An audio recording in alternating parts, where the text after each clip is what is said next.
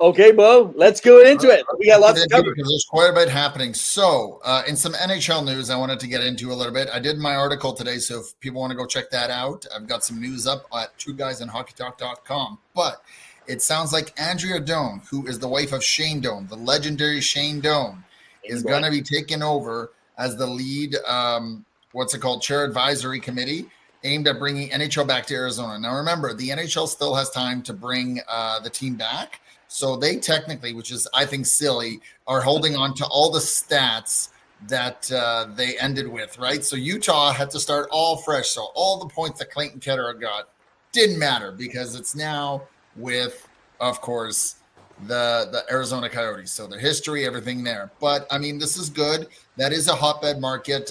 It's the around 6th, 7th top viewing city for NHL games, as well as, they have a really good young hockey program. When I was down there, when I got to see the Coyotes play, it was phenomenal. People love their hockey down there, so this is a great thing. And for those of you asking why Shane Doan's not involved, well, he's involved with Toronto Maple Leafs, and he was one of the reasons brought on as to work and advise with Austin Matthews, who's from the area, right? And then, of course, more recently, Matthew Nyes and the contract that he signed. So that's pretty good. We hope that we see a team back there, but we don't know if it's going to actually take place anytime soon. I know the NHL is looking at expansion in Atlanta. Who knows? Well, I mean, Arizona, so they mourned their loss. And unfortunately, Flyers fans and myself, and I'm sure you, Pavel, it's a little, it's weird. I never knew Bernie Perrant, but he was my idol. So when I was 9 years old, he was the guy I wanted to be like. I got out and I played street hockey and, ball hockey or whatever you did. You got the tennis balls. And essentially I put foam. So we took an old hockey glove. I took a foam and I tied the foam around to make a blocker. And then I used a baseball mitt. And that was how we played with a regular stick that I put some cardboard on. And I was Bernie Perrant. And I painted my face with no face mask, just like his mask, dude. It's a sad day, but I know that they're going to be doing some honoring this season, the Philadelphia Flyers. And so we say goodbye, and our prayers are with the family and all the friends and all those who are going to miss the great Bernie Perrant. Of course. And there's no easy way to transition to this because, of course, that's never easy to transition from the passing of a great player. But with the New Jersey Devils, it sounds like GM Tom Fitzgerald has started talking about an extension with Jacob Markstrom. Markstrom came over from that Calgary trade, of course. And as cap opened, their remaining still goal is to sign Luke Hughes, their RFA. But, of course, it's a matter of term rather than a dollar amount. And it's funny, Evan, I think he's going to be the Hughes, the youngest one, who's going to get paid the most out of all the two Hughes that exist there, right? So, I mean, Jack Hughes and Quinn are already on steal deals. But in terms of Markstrom, they're looking at something, for 3 to 4 years. I mean, he is getting older, but, he's coming off that $6 million contract. And it's crazy how time flies. I remember when that contract was signed by Calgary, Edmonton offered him 7 by 5. $7 million by 5 years. He didn't want that.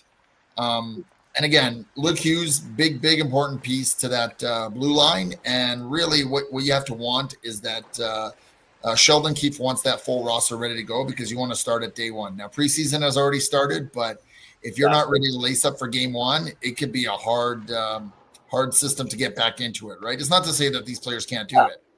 Yeah, no, it's and Luke Hughes, man. It's just like get ready. I think he's going to hit in the 7s right off the bat, and I don't think it's worth it. I think it's his name that happens. So let's move over to the New York Islanders, guys. We are jam packed, lots of information I want to get to you.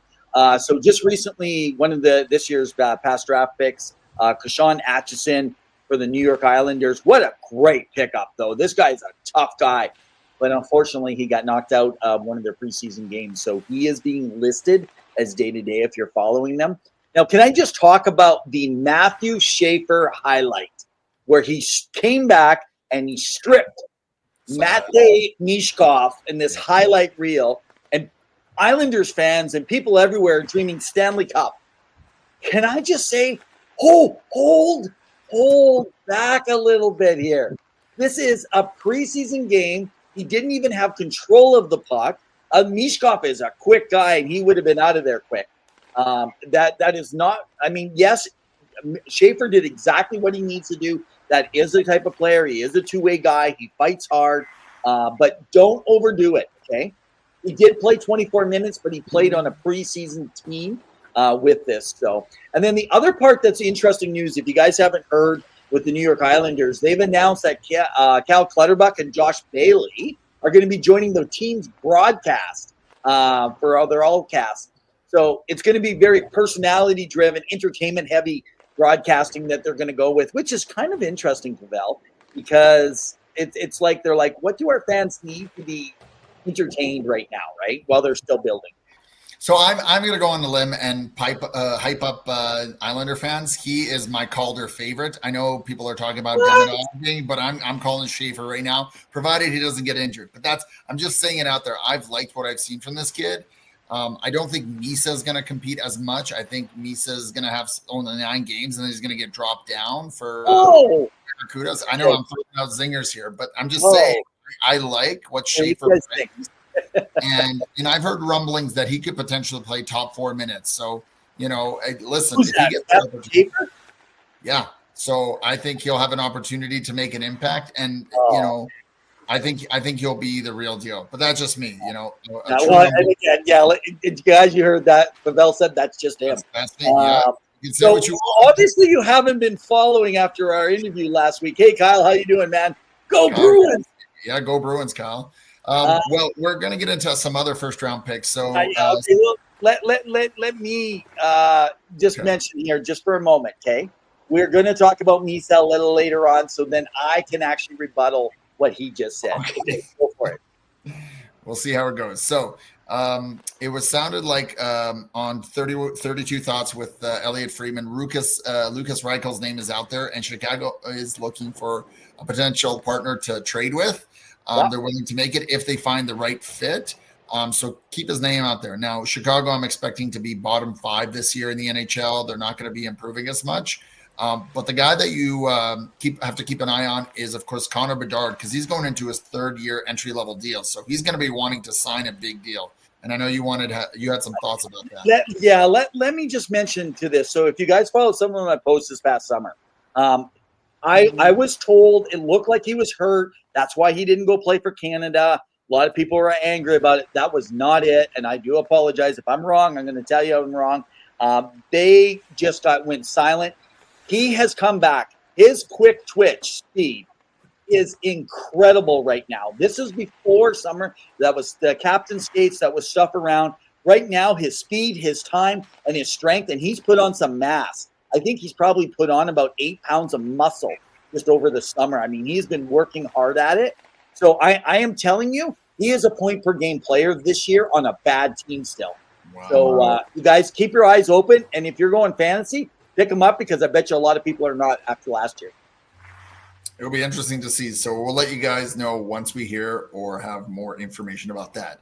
The Colorado Avalanche, Evan, there's been some deja vu happening with Martin Necas and the contract. So I know they've offered him some stuff, but he kind of seems like he doesn't want to stick around the Colorado organization. And it looks like he wants to move after coming over from that trade with Rantanen. So I don't know what's going to be going on there. It seems like it's hush-hush, and I don't think it's getting as much airtime or air in general because of the fact of like the McDavids, the Kaprizovs, and everything else happening with the excitement of the new season.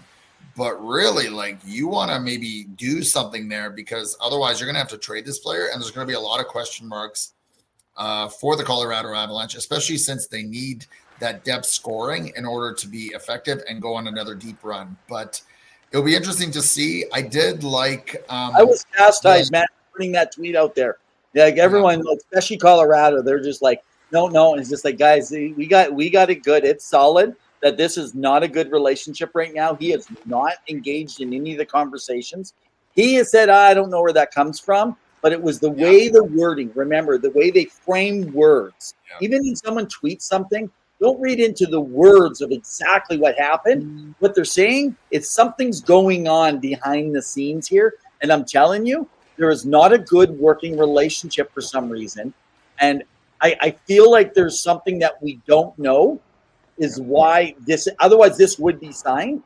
And we're talking. He wants big bucks, and I don't know if that's going to happen. And a lot of players, just like the others, I think he's waiting, Ravel, till everything else rolls out, and then he'll make a decision. 100%. And speaking of great stories in preseason, the captain Gabriel Landeskog dropped the gloves after someone went after one of the Colorado players. I don't know if it was Makar or one of the other guys, but he dropped it to show that he's standing up for his teammates. And I got to be honest, he's a great story, comeback story, because, you know, we all talked about last year. Won't he make the playoffs? What's he going to be like? Is he going to be able to make an impact? And it looks like he's back to full health. It looks like he's ready to compete. And I'm sure Colorado fans are excited to have their captain back, because not only is he a great leader on the ice, but he's also great off. So I'm looking forward to that. That was a 5-1 win over the Kraken. Again, preseason means nothing. You know, you don't have to overhype wins, and you don't have to, you know, sour on terrible losses. It's the preseason. There's so much kinks that you got to tinker out. So, hey, I know we have a lot of stuff we want to cover, but we need to make sure to get to, because they're hot topics right now. So let's go to Around the Rink. Do you want to cue us up? And let's do Around the Rink, and we'll skip the other two that we were going to go into. You want to go into Around the Rink?